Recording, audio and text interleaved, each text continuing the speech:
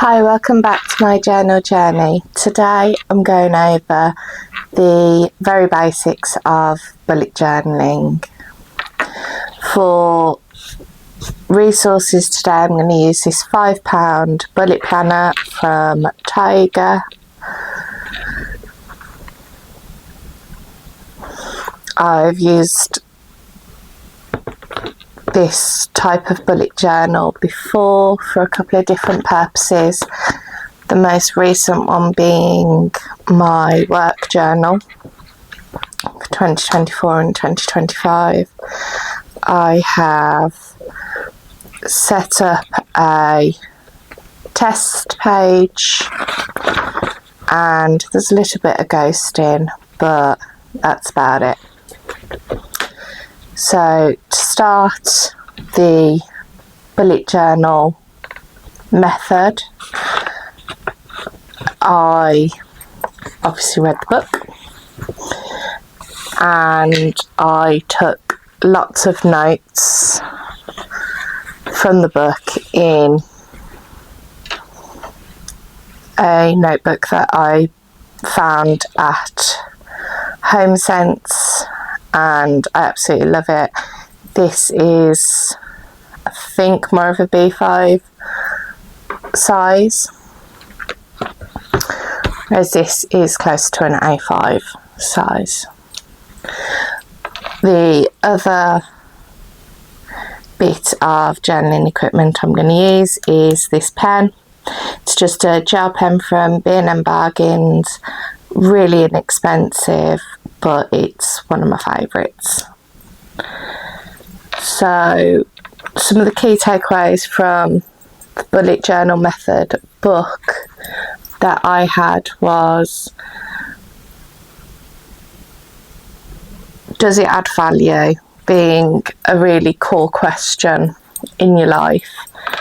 And a blank notebook offers a safe playground for your mind, which I thought was a wonderful quote.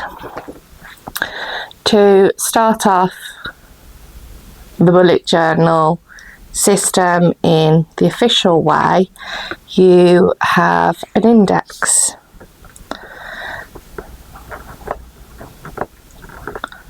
I've only ever once used an index in my journals, and that's for a journal where I keep lots of reference material, but this says to have an index. Then your next collection would be your future log, and the way that it's set out is just very minimalistic and very simple, hence just a black pen. I'm gonna just get a ruler just to measure out the page into thirds.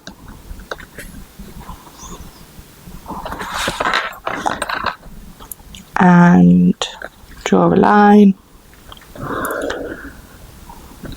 and that would give you 6 months.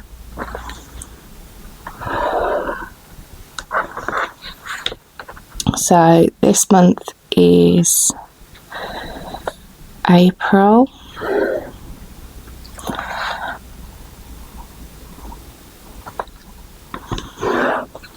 So my next month that I will be looking at,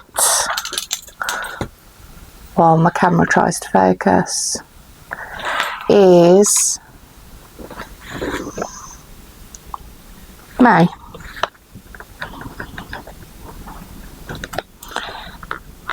June, July. You can turn it around for August,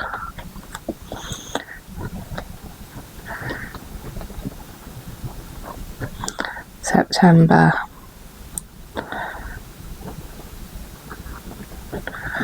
November. And then that's the future log setup. So any big meetings or appointments would go into your future log.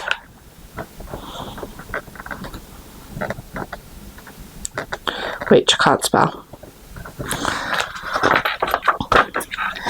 For example, September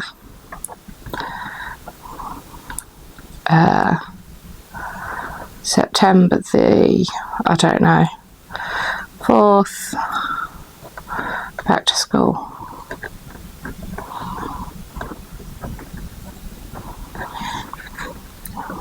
And possibly parents' evening.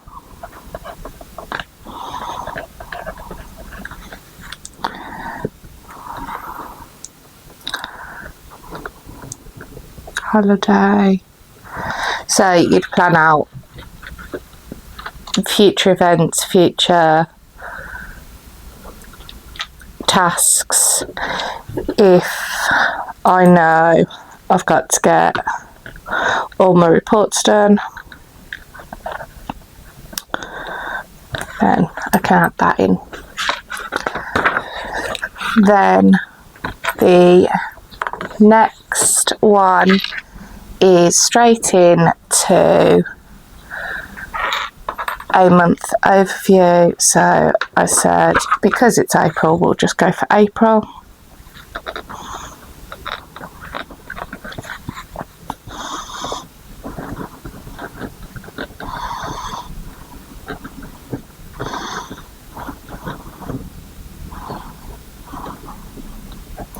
So you'd have a whole month task list, and for this one you'd have days of the month, which I'm that person who can't remember, so 30 days.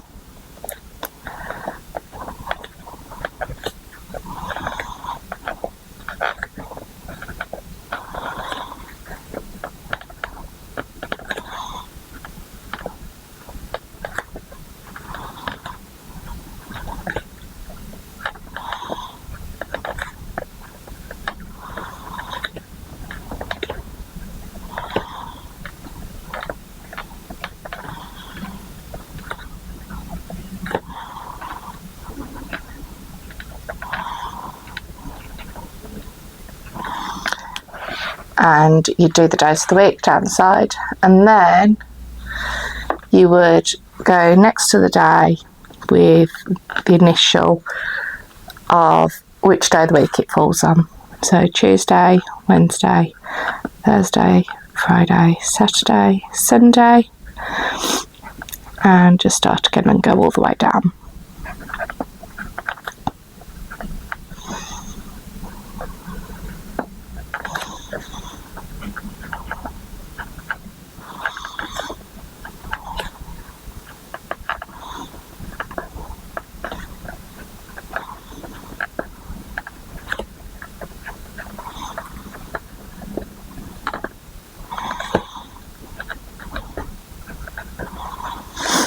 And here you'd put any events that's happening throughout the month next to the corresponding day.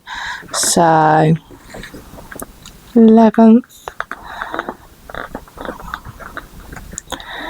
I break up, back to school. And then major task list, so any big tasks that need completing by the end of the month. So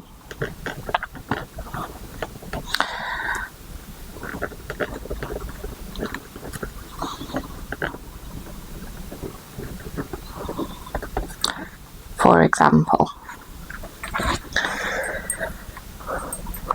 then because this is starting at April, back in the index, number 4.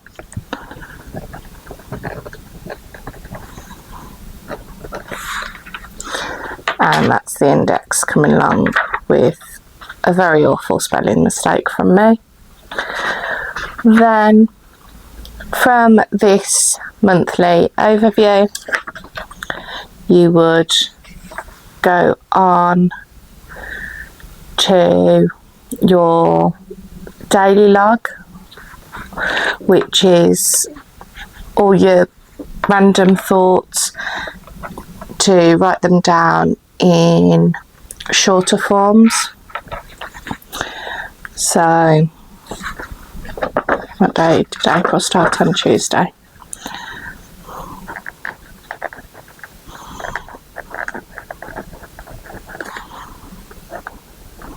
So Tuesday,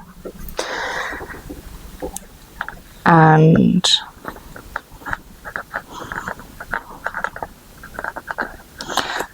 writing down all of your tasks.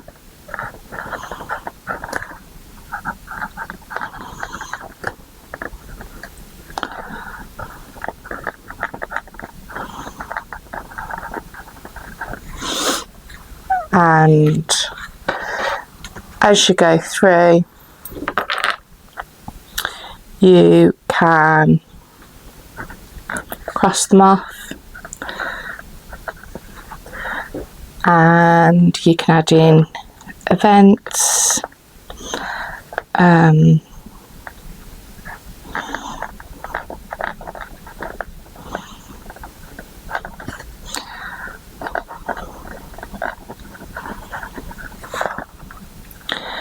then that's a task, that's an event, that's completed. Have a note.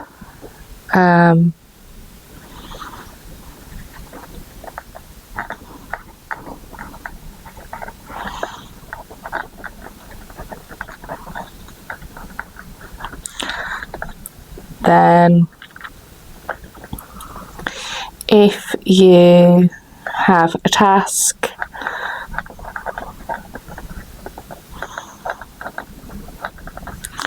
and it gets cancelled, you put a line through it. If you then need to move tasks, so if you go through Tuesday, Wednesday, Thursday, and you fill up this page and you get to your May monthly title, which will look like this, you can schedule her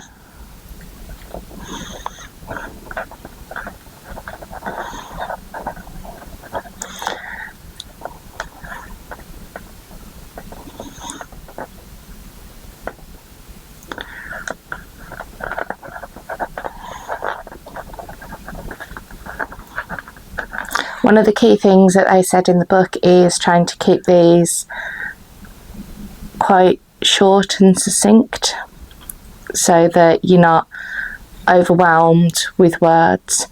But if I didn't get around to cleaning the oven and need to make sure I get it on my next